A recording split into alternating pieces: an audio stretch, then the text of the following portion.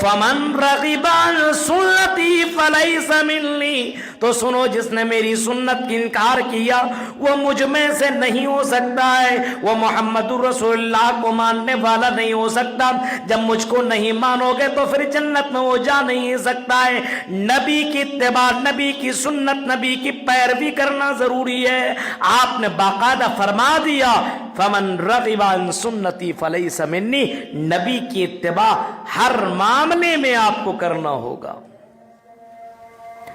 نبی نے جس طریقے سے عبادت کی، حضرت عمر فاروق کی زندگی دیکھیں، اتنے بڑے صحابی ہیں، جلیل القدر صحابی ہیں۔ عمر فاروق رضی اللہ تعالیٰ عنہ کے بارے میں آتا ہے کہ عمر فاروق فرماتے ہیں، وہ کہتے ہیں عمر فاروق جب حجر اسود کے پاس آئے تو حجر اسود کے پاس آنے کے بعد کہتے ہیں انی عالم، میں جانتا ہوں تو پتھر ہے، لا تنفع ولا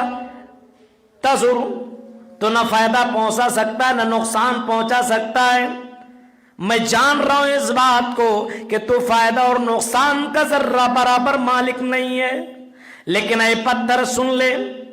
اے پتھر اگر اللہ تجھے سننے کی شکتی دے دے تو سنو، اس پتھر کو میں بوسہ اس وجہ سے میں دیتا ہوں ولولا رأیتو،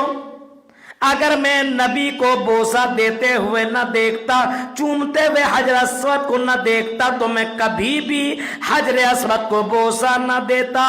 کبھی بھی میں چومتا نہیں، کبھی بھی حجر اسود کو میں بوسہ نہ دیتا۔ عبادت کا ایک حصہ بتایا گیا، اللہ کے نبی جب خانہ کعبہ کا طواف کرتے تھے اور چکر لگاتے تھے تو حجر اسود کو بوسہ دے دیا کرتے تھے۔ میرے پیارے ساتھیوں، اس کا یہ مطلب نہیں ہے کہ ہم حجر اسود کو عبادت کر رہے ہیں یا اس کے سامنے ہم جھک رہے ہیں، ایسا کچھ بھی نہیں ہے، کیونکہ حضرت عمر فاروق نے اس عقیدے کو بھی واضح کر دیا اور کلیئر کر دیا کہ یہ پتھر نہ فائدہ پہنچا سکتا ہے، نقصان پہنچانے کا قابل ہے، اس کے اندر کوئی شکتی نہیں ہے۔ ہم اس کے سامنے اس وجہ سے بوسہ اس کو لیتے ہیں کیونکہ میں نے نبی اکرم کو بوسہ لیتے ہوئے دیکھا ہے، اسی وجہ سے بوسہ لے رہا ہوں۔ کوئی یہ نہ سمجھے کہ پتھر فائدہ اور نقصان کا بھی مالک رکھتا ہے۔ میرے پیارے ساتھیوں، غور کیجئے، حضرت عمر فاروق عبادت کر رہے ہیں اور عبادت میں ان کے دل و دماغ میں یہ بات آئی کہ اگر حجر اسود کا بوسہ لیں گے تو لوگوں کے دل و دماغ میں یہ آئے گا کہ یہ بھی تو پتھر کو پوجتا ہے، یہ بھی تو پتھر کو پوجتا ہے۔ ایسے موقع پہ عقیدے کو واضح کیا حضرت عمر فاروق نے اور کہا کہ سن لے، ہم اس وجہ سے ایسا کرتے ہیں کیونکہ نبی نے ایسا کیا بس، ورنہ یہ پتھر ہمارے لیے کوئی معنی نہیں رکھتا ہے، فائدہ اور نقصان کا ذرہ برابر یہ مالک نہیں ہے۔ غور کریے، آپ اتباع نبی کی کرنی ہوگی، اور اتنا ہی نہیں، نبی کے اتباع کرنی ہوگی۔ کئی لوگ ایسے ہوا کرتے ہیں جو اپنے اپنے اماموں کو لا دیتے ہیں کہ ہمارے امام نے یہ کہا، ہمارے امام نے یہ کہا، ہمارے امام نے یہ کہا، ہمارے پیر نے یہ کہا، ہمارے بزرگ نے یہ کہا۔ میرے پیارے ساتھیوں، سارے ائمہ، سارے امام، سارے مولوی، سارے بزرگ، سارے پیران پیر ایک طرف، جناب محمد الرسول اللہ کا قول ایک طرف، آپ کا فرمان ایک طرف، آپ کے سامنے ہوتے ہوئے کسی کی نہیں چل سکتی ہے۔ اللہ کے نبی اکرم صلی اللہ علیہ وسلم کے پاس حضرت عمر فاروق تورات کے کچھ اوراق کو لا کر کے پڑھ رہے تھے، تورات کا کچھ نسخہ ملا، کچھ تو اوراق ملے اور پڑھنے لگے۔ اللہ کے نبی اکرم کا چہرہ بدل گیا، آپ کا چہرہ سرخ ہو گیا۔